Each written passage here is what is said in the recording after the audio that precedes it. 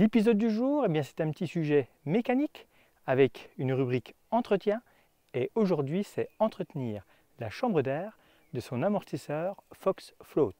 C'est relativement simple, il suffit de peu de matériel, mais surtout des bons produits pour lubrifier celle-ci. Donc on vous explique tout dans ce petit sujet à faire chez vous, tranquillou. Allez, direction l'atelier. Que vous rouliez sur un ancien VTTE en Bosch Génération 2 ou un plus récent et efficace e-bike en Shimano Steps EU1000 ou encore un plus récent e-ride en carbone ou à forte autonomie, il faut régulièrement nettoyer et lubrifier la chambre d'air de votre amortisseur à air Fox Float. Dans l'idéal, il faut démonter l'amortisseur du vélo pour l'immobiliser dans un étau à mort doux.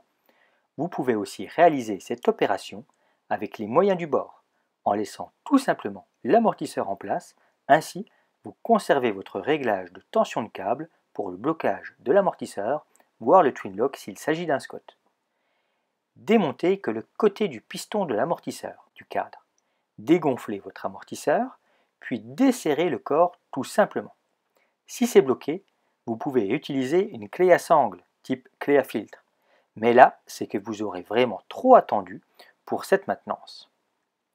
Avant de retirer le corps de la chambre d'air, pensez à enlever le mouchard et les buselures. Ces amortisseurs Fox Float disposent d'une chambre à air négative et celle-ci va s'exprimer par une résistance élastique au démontage. Soyez tenace, ne lâchez rien, ça va finir par sortir. Un peu de persévérance. Une fois cette pièce désolidarisée de l'amortisseur, nettoyez-la avec le plus grand soin. Le but est de supprimer toutes les impuretés, l'ancien lubrifiant, et au final, ça doit briller. Vous pouvez même sortir la bague pour la nettoyer, voire la changer si nécessaire. Si vous vous procurez le kit joint, vous pouvez également changer tous les joints aux deux extrémités. Côté amortisseur, procédez également au nettoyage du corps de l'amortisseur. Le but est de supprimer toute limaille ou corps étranger, ainsi que l'ancien lubrifiant. Puis, une fois nickel, procédez au regraissage de la bague, celle-ci séparant la chambre positive de la chambre négative. Utilisez une graisse pour amortisseur, genre Judy Butter. Puis, emboîtez le corps sur le piston et sortez le produit magique Fox Fluid. C'est un hyper lubrifiant de couleur bleue pour chambre pneumatique. Il nourrit les joints, réduit les frictions et améliore la sensibilité. Un produit de beauté intérieure pour amortisseur en quelque sorte. Injectez-en un petit peu, puis faites tourner votre corps pour répartir au mieux le liquide sur la circonférence complète des joints.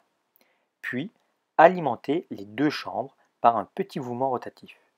Ensuite, il va falloir resserrer le corps sur l'amortisseur. Mais avant, il faut penser à graisser le filetage pour améliorer l'étanchéité à ce niveau. C'est un peu viril, il va falloir rapprocher les deux filetages et une fois en contact, tourner la pièce dans le sens horaire pour que le vissage s'opère. C'est sportif, bloquez bien votre vélo et là, retenez votre respiration et sortez toute votre puissance. À défaut d'avoir une presse à amortisseur, c'est tout dans les bras. Et une fois celui-ci amorcé, il faudra serrer le corps jusqu'au bout. Logiquement, vous allez retomber sur l'alignement des stickers.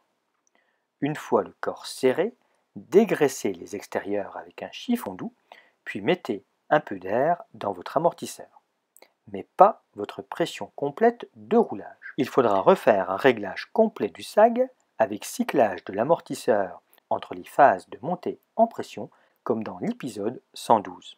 Inspectez vos axes et busures et changez-les si nécessaire à cette occasion. Alors pour conclure, comme vous avez pu le voir, rien de compliqué si vous avez le bon matos et surtout les bons lubrifiants. Et finalement, cette technique pour le float au niveau de la chambre d'air, ça va être commun quasiment à tous les amortisseurs du marché.